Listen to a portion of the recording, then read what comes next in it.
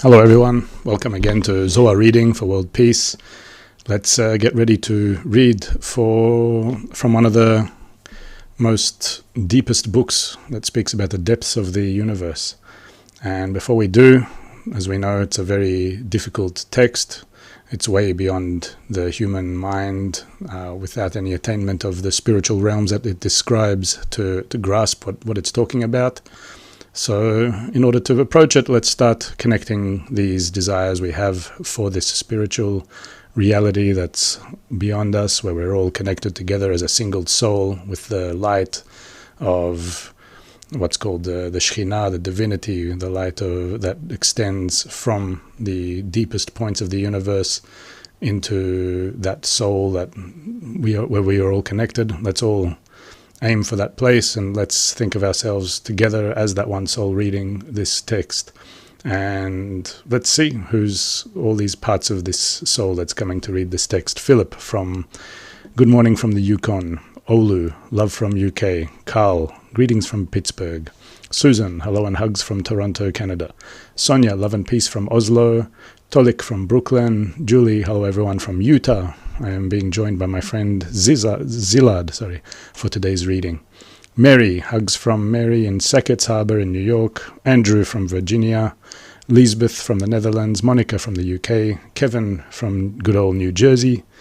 Patricia from Ohio. Michaela from Romania. Eva from Woodstock. Sylvie from the Netherlands. Little Wave from the USA. Rosie from Tennessee. Anima, hello all, one love. Andy from West Virginia. Marina from California. Southern Sass from Little Rock, Arkansas. Jocelyn from Ontario. Peter from Cape Town. And Little Wave from Pennsylvania. I'm sure many of you are also still connecting and listening in other places where you're not writing in. So I'm sure just focus on connecting this one desire and focus on what all Kabbalistic texts are written for us to do, which is to draw the light that extends from the realms that they describe. And just before we head into it, I'll also remind you all that if you all want to follow along with the text, this is the way to do it. You can go to Kabbalah.info, our main website, click on the section The Zohar, click on the section Study the Zohar, and today we're going to continue reading Introduction of the Book of Zohar, the Rose. If you want to find it in a quick way, just do Control F, Rose, and then this is the text right here. And within the text, we're also going to start from where we left off, which was from D. You can just do a Control F, a find, for D within parentheses. Two ways to explain the name 42. And as usual, before that, we'll also hear some words specifically about this article, the introduction of the Book of Zohar, and this specific article, The Rose, where Kabbalist Dr. Michael Laitman answered a question about it from Michael Sanilevich, who asked him about what this text was written for. What did all these students of Rashbi who were studying together with Rashbi, Rabbi Shimon Bar Yochai, who is attributed as the key author of it, but who wrote it together with his 10 friends, 10 Kabbalists who connected among each other and revealed these heights. So let's see what Dr. Laitman has to say about it, and then we'll get into the text. What did the students of Rashbi want to tell us? Precisely that, how our world's built, how it receives from the upper world its governance, fulfillment, leading oneself to equivalence of form, to a good, full, complete connection with the upper world. But this is the very first article in the introduction. When I write a book, I try to make it clear for there to be some kind of cause and consequence relation. But here, in the beginning, he writes about some rose, then he talks about God hovers over, then some letters, meaning three items that are as if completely unrelated, three different stories. It depends on where the reader is. So, we can't depict to ourselves what feels a person who feels the connection between the upper and lower world. and that receives this information. They wrote it this way on purpose for no one to understand, or they simply had no choice? No, that's how they saw it. They couldn't have written it any other way. Right? There's no special thought behind it. No, not at all. And besides, it's not written for beginners. Imagine even a contemporary scientist that would like to explain some kind of phenomena.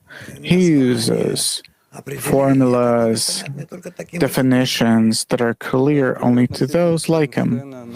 Yeah, the theory of Einstein's relativity is also unclear to everyone. Right. Okay, I understand as much as I could understand. Thank you very much to learn. Okay, so we're reading from Introduction of the Zohar, the Rose, and we're starting from section D. 2 ways to explain the name 42. The name 42 de Atzilut is called a name, a real form, and all the names are imprinted from it. This is the 4 letters of the simple Havaya and the 10 letters of the filled Havaya, and the 28 letters of the filling, which together make up 42 letters. 2. The name 42 of the act of creation, which are the 7 days of creation, Zon de Atzilut, having 32 Elokim and 10 utterances, which add up to 42. Explanation. The lights received above the Parsa through the Yesodot of upper Abba Ve'ima, above the Chazeh, where the Rosh De'arichanpin, which is Keter, and upper Abba Ve'ima, which are Chub, Chochma Bina, are called there 42 of Atzilut, from which all the names of the 42 are imprinted. Hence they are implied in simple Havaya, Keter, and Havaya in filling, Chochma, and Havaya in filling of filling, which is Bina. Thus the pure Avir in Abba Ve'ima is the name 42. However, Zon, which are the 7 days of creation, cannot receive anything from the name 42 because they are below the Parsa at the Chazeh De'arichanpin. They are the lower water, devoid of Gar, and receive from Yeshut, whose Avir is not pure Avir. And they cannot receive from the upper Abba Ve'ima, which are the name 42, because the Parsa separates between them. However, when the lower ones raise Man, and Mad is drawn from Ab Sag De'ak, this illumination brings Bina back to Rosh De'arichanpin, at which time Yeshut receive illumination of Chochma and impart to Zon, and then Zon are as above the Parsa de Chazeh De'arichanpin, and they too receive pure Avir from upper Abba Ve'ima. Then Zon too are discerned as the name 42. For this reason, 42 de Zon in 32 Elokim and 10 utterances is implied there, which make up 42, together in Gematria. This is so because the 32 Elokim is Yeshut, when they rise to the Rosh, receiving illumination of Chochma from the 32 paths of Chochma, since the 32 paths of Chochma make 32 names of Elokim in Yeshut, which are 32 times the name Elokim mentioned in the act of creation, and 10 utterances are 5 chasadim.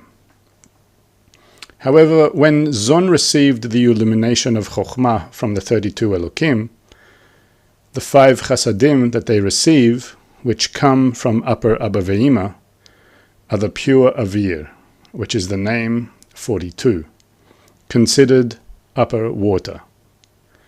It follows that the 5 chasadim from Zon did not become 42 there before they received from the 32 Elokim. Hence the implication that 32 Elokim with 10 utterances together, are 42 in Gematria. And as the form of the covenant was sown in 42 zivugim from the seed of Yesod de Zeranpin, the engraved and explicit name was sown in 42 letters of the act of creation. This is because the 5 lights of the words "Let there be light," written in 5 letters in Hebrew, are 5 chasadim, where Yesod de Zeranpin imparts upon the nukva, and they are called seed. That seed is the name 42, because although they are 5 chasadim, because there is illumination of chokhmah within them, from the 32 Elokim de Yeshut, they are regarded as the name 42. It compares between the structure of Partzuf Nukva in the name 42 and the seed of Yesod de Zeranpin. However, the engraving of the name 42 are 42 letters from Bereshit, in the beginning, through the bet in the word Bohu.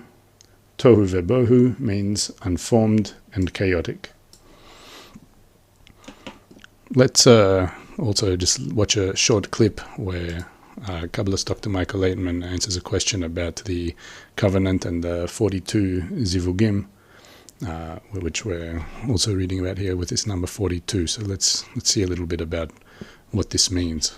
And then it says, in the end of the article, as the form of the covenant was sawn in 42 zivugim, couplings, from the seed, the engraved and explicit name was sawn in the 42 letters of the act of creation. It's even hard to utter these words. I don't even understand how to put them together. Well, bit by bit, as a person reads it, maybe even more than once, passing it all through himself, he starts understanding a certain connection between the sentences and what are they leading to. So if we can scrutinize it, that the 42 letters of the act of creation, of the 42 letters present, what seed are we talking about? From the seed, the upper light that brings with it the general connection. What covenant are we talking about between the upper and lower world? And why 42? Meaning 42 times they try to what?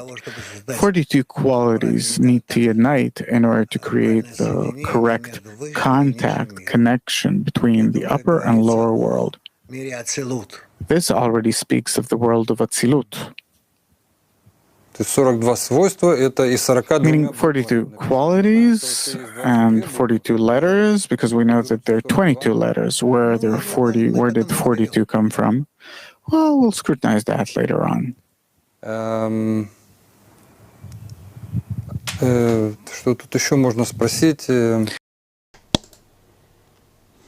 Moving on, we're in Introduction of the Book of Zohar, the Rose, section 4, the flower buds.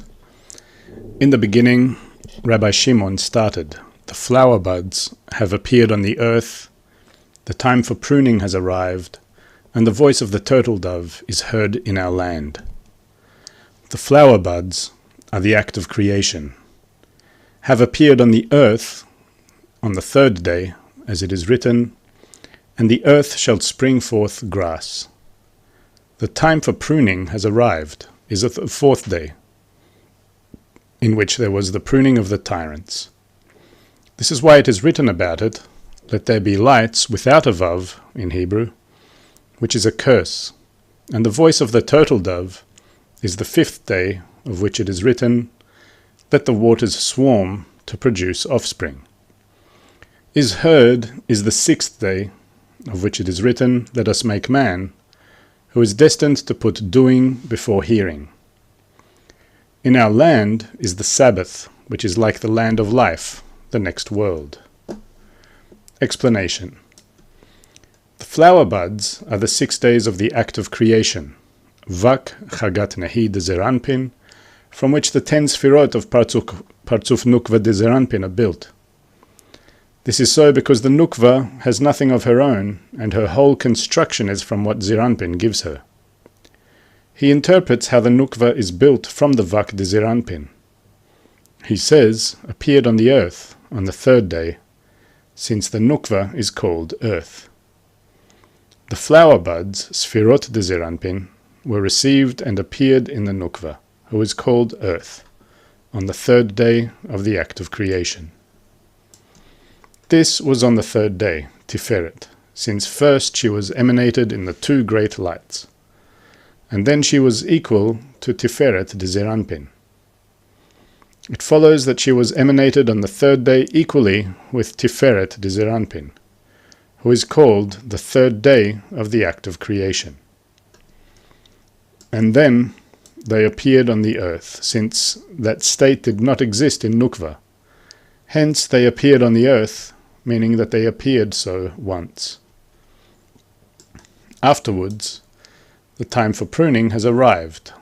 This is the fourth day, on which there was the pruning of the tyrants, since on the fourth day the moon, Nukva de Zeir Anpin, was diminished, as it was written that the moon complained and said, "Two kings cannot use the same crown."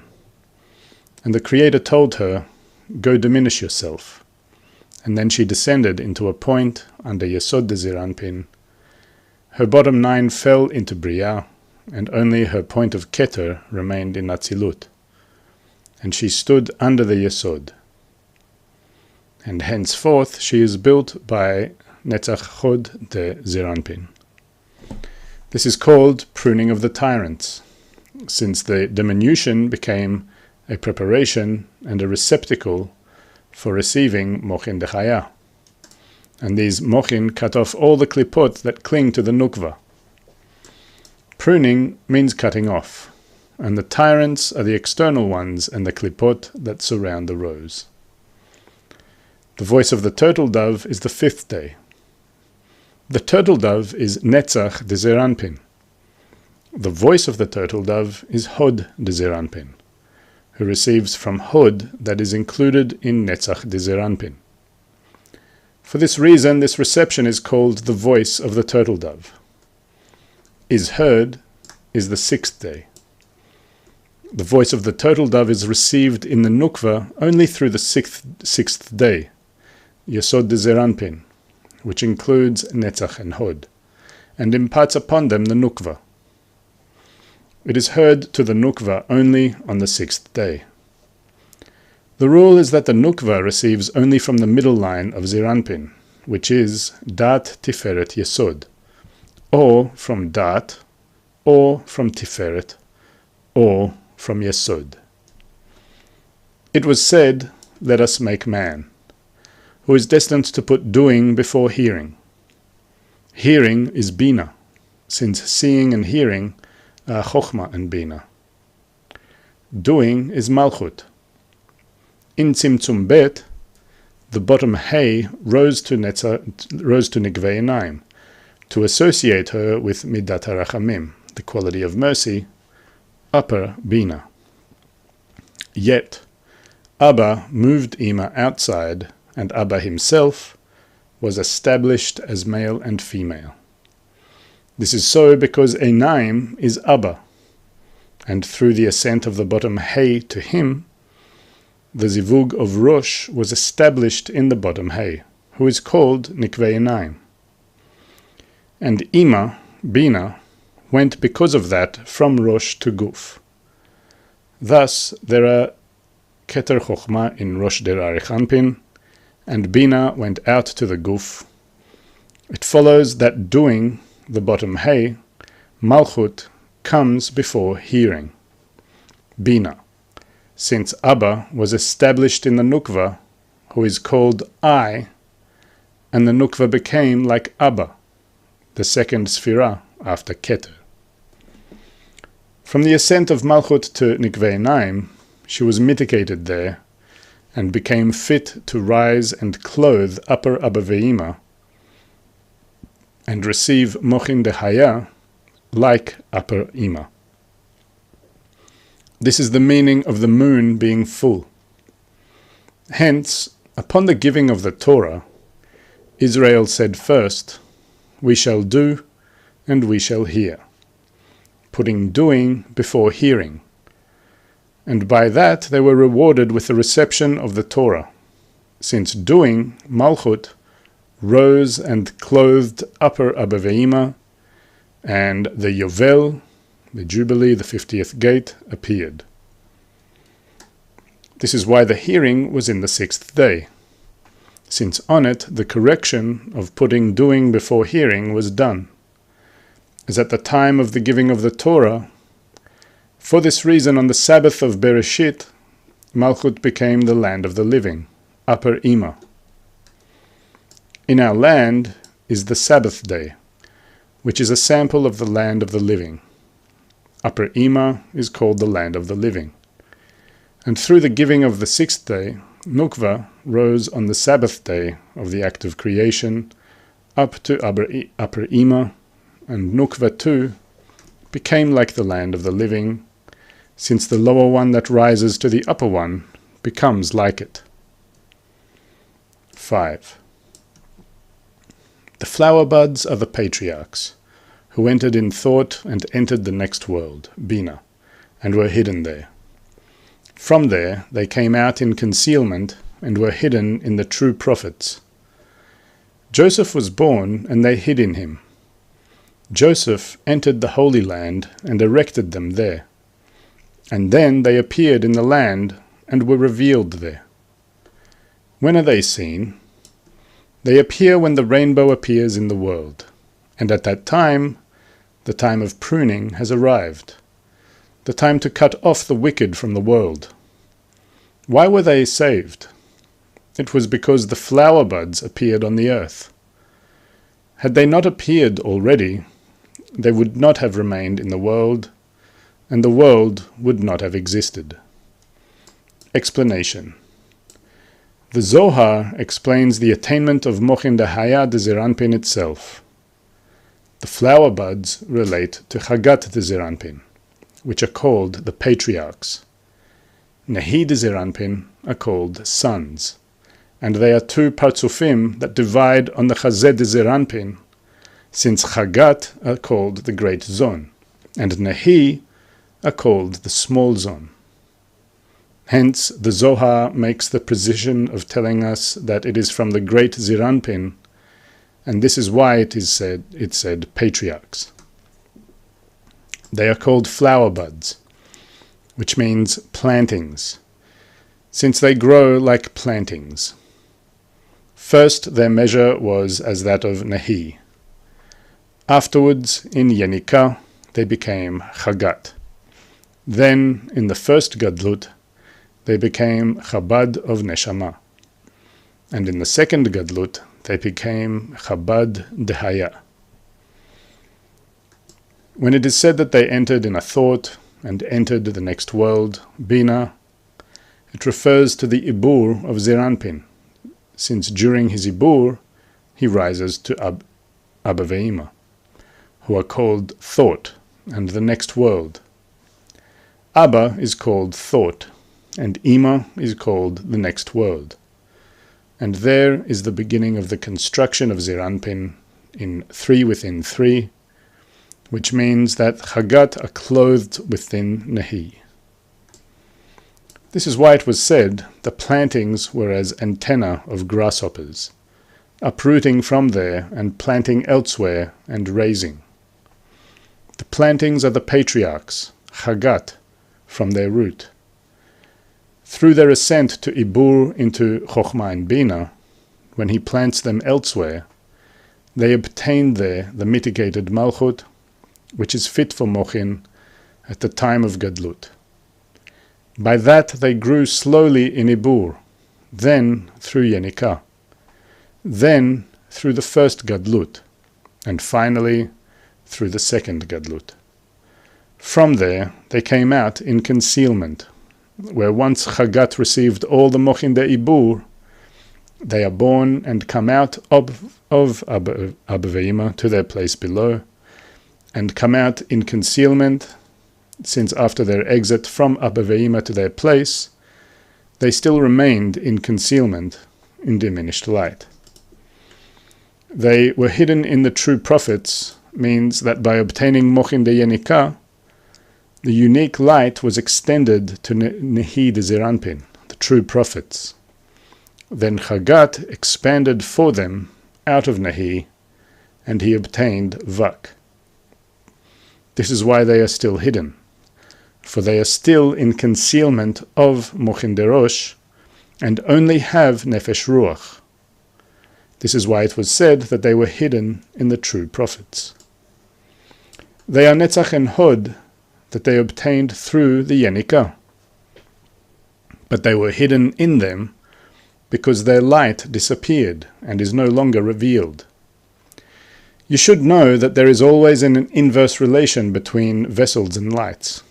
This is so because in relation to the light of Chagat, meaning Ruach, is obtained through Yenika. In relation to the Kelim, the vessels, the Kelim of Netzach and Hod are obtained in Yenika, and the light of Nefesh that was in Chagat descends in them. Similarly, in Mochin de Gadlut, in relation to the lights, it is considered that light of Chabad is obtained, and in relation to the Kelim, it is considered that they obtained the Kli of Yesod de Gadlut. Joseph was born, and they hid in him. After the completion of the Mochin de Yenika, Zeranpin rises for a second Dibur for Mochin of the first Gadlut. Through these Mochin, his Chagat became Chabad and Rosh, and the Nehi that he acquired through the Yenika became Chagat for him. Then new Nehi was born to him, and they are called Nehi of Mochin de Gadlut. And those Nehi are called Joseph, who is Yesod de Gadlut, which includes Netzach Hod de Gadlut. This is why it was said, Joseph was born, meaning the Yesod de Gadlut. And they hid in him means that Chagat still does not have the complete lights of Gadlut, and they are still in concealment. This is so because in the first Gadlut, he obtains only Mochin de Neshama, which are still regarded as Achoraim for Zeranpin. This is why he says that they hid in him, since they are still concealed. Joseph entered the Holy Land and established them there, because after Mochin of the first Gadlut, Zeranpin begins to receive Mochin of the second Gadlut, Mochin de Haya. At that time, the Nukva is cut off from him and is built as a whole Partzuf in Mochin de Haya. Then the Nukva is called the Holy Land, because the Mochin de Haya is called Holiness. Joseph, Yesod de Gadlut de Zeranpin, entered the Holy Land, the Nukva, panim bepanim, face to face, with Zeranpin, at an equal level. And he established them in the Holy Land, since Mochin de Haya, the light of Chokhmah, are drawn out only in a zivug of Zon as one, and remain only with the Nukva, because only by her are they drawn during the zivug. And he erected them in her house, since the value of Zeranpin, with respect to the Nukva, is as the value of upper Abaveima with respect to Yesud. Hence, Mochin de Haya, light of Chokhmah, appears only in Nukva, which is considered Yesud. Then they appeared on the earth and were revealed there. Now they have become sufficiently revealed in the quality of Gadlut, but until now they were regarded as hidden and concealed. When are they seen? The Zohar has already explained that they appear when Joseph entered the Holy Land, meaning at the time of the zivug, and the place of disclosure is in the Nukva. Thus, why is he asking again? When are they seen? The thing is that even during the zivug, there are two discernments: hitkalelut, incorporation, integration, mingling, of the left in the right, the 5 chasadim in the male, and hitkalelut of the right in the left, the 5 gvurot in the nukva. This is why he asks, when are they seen? during the hitkalelut of the right and the left, or during the hitkalelut of the left and the right? Answer.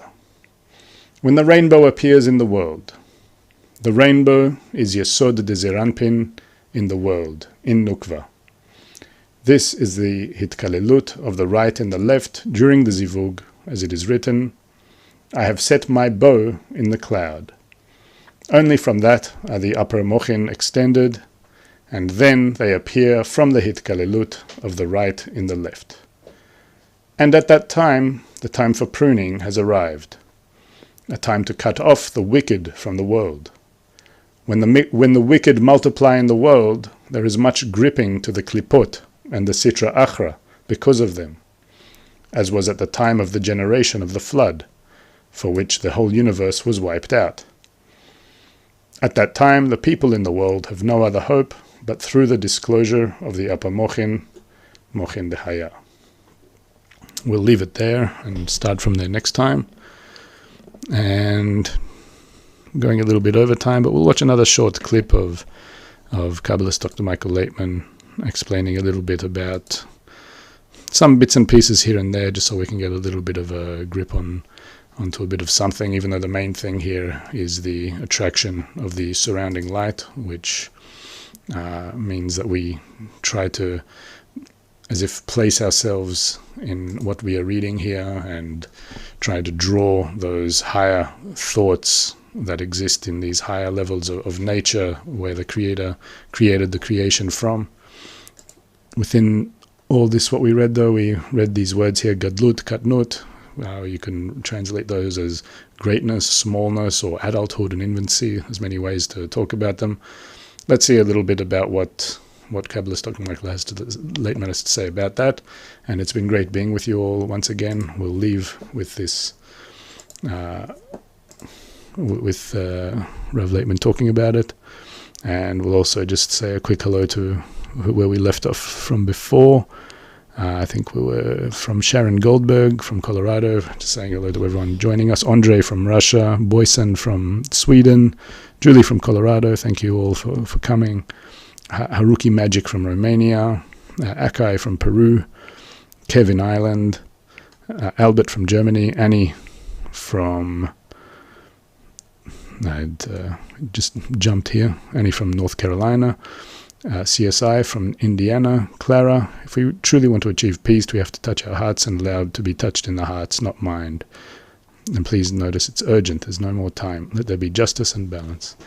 That's right. Here we're really coming to open our hearts. Thank you, Clara. Patricia, much gratitude. Akai, I'm starting to see the same names. Philip from saying love and peace to all beings. Shalom. Starting to see the same names repeat. It's great that you're with us. Ruth, great to see you here as well. Valentine from Bucharest. Andre from Nova Scotia in Canada. And also Stephen from Michigan on Facebook. So it's been really great being with you all and with everyone else listening. We've had another great Zohar reading. Let's go out with some words from Kabbalist Dr. Michael Laitman and look forward to seeing you next time. And in the spiritual development, what is the state of smallness, katnut? Meaning to stop using your negative qualities is the state of katnut, because in that state we can't receive the upper light. And the state of gadlut, greatness, is where we spread out and wish good and wish good to each other and want to help one another, where we rise to the level of the Creator. So, as Rabbi Akiva says, love another as yourself. This is the state of greatness of Gadlut, where you can use all of your desires for the benefit of others. Yes, and when it's just not to harm others, then that's the state of Katnut, meaning you restrict yourself. Can we say that you restrict yourself by these thorns? Yeah. В книжце Сред есть суд и милосердие, соответствующие красному и белому цветам розы среди шипов. There's the... Почему именно красное и белое? Потому что